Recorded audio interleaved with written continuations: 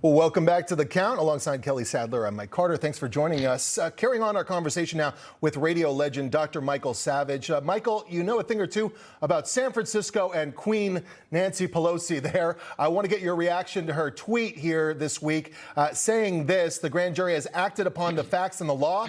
No one is above the law, and everyone has the right to a trial to prove innocence. I thought it was a right to prove your... Did I get that right? Am I? No, you prove you're innocent. Presumed innocent. Innocent. Yes. So That's right. she seemed to have gotten that backwards there, Michael. Yeah. Well, to Cleopatra Pelosi, who was like an empress in her own mind, everyone is guilty until proven innocent. She's imperious. Therefore, everyone has to prove their innocence to her. She, of course, doesn't live in the Soviet Union, where the notorious mass murderer Beria, who worked for Stalin, originally said, "Show me the man and I'll show you the crime." So Beria and Pelosi are on the same, let us say, wavelength. To them, anybody is guilty that they want to be made guilty. She's a monster. I live in that area. This woman chills me just looking at her face. But the fact of the matter is, she does not live in the Soviet Union. She would like to, where there's absolute power coming down from the top.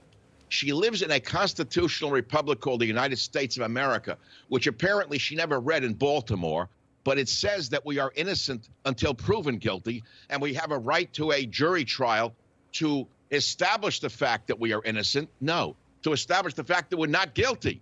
This one has it backwards because she comes from Baltimore, where her family ran Baltimore, where everyone was guilty until they decided that they were on their side. It's a nightmare to see what this woman actually slipped up and said, but she's no different than the media people that you just played. They all are very happy Soviets, aren't they? Well, So, you know, there's a lot of Democrats out there, and Mike and Kelly, who committed crimes that were never indicted.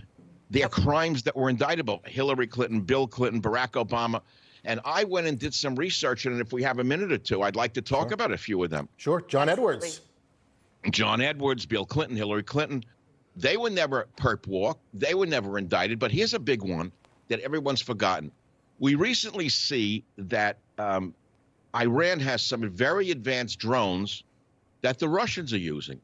How did backwards Iran suddenly get this advanced drone technology? Well, I'm one of the few people in the media who has never forgotten that on December 4th, 2011, and I have to quote this to get it right, an American stealth drone, which was the most advanced drone in the world, was captured by Iranian forces near the city of Kashmir in northeastern Iran. How did this UAV wind up in Iranian hands? They claim that the Iranian cyber warfare unit commandeered the aircraft and safely landed the drone in one perfect piece, like a brand new Tesla, meaning it was not shot down. So how in the world did they get it? Well, President Barack Obama acknowledged that the down drone was his and requested that Iran please return it. Really? How is it that this drone was delivered in one perfect piece without so much as a scratch on its finish, like out of the showroom floor under Barack Obama, and Congress was silent? Who was behind this? Who did it? Do we all forget the Benghazi scandal? One of the most scandalous situations in American diplomatic history. What was Obama doing during the hours of the siege, particularly once he knew our ambassador was missing? And why in the world was this drone delivered to Iran? These are questions that have never been asked or answered. Hillary Clinton, FEC fined Hillary Clinton's 2016 presidential campaign and the DNC for not properly disclosing the money they used to fund opposition research that led to a dossier on President Trump's links to Russia, which didn't exist. DNC was simply fined $105,000, and the Clinton campaign was fined $8,000. That's the price of a hairdo for her while she's on the road, according to a letter sent by the FEC to a conservative group. So why was Hillary Clinton never fined, or never tried, or never perp walked? Why? Because that's the way the corrupted system works. I don't want to repeat history about Bill Clinton and who against, what's her name? We forgot her already.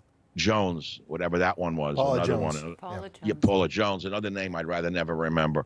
So he settled with her as an out-of-court settlement.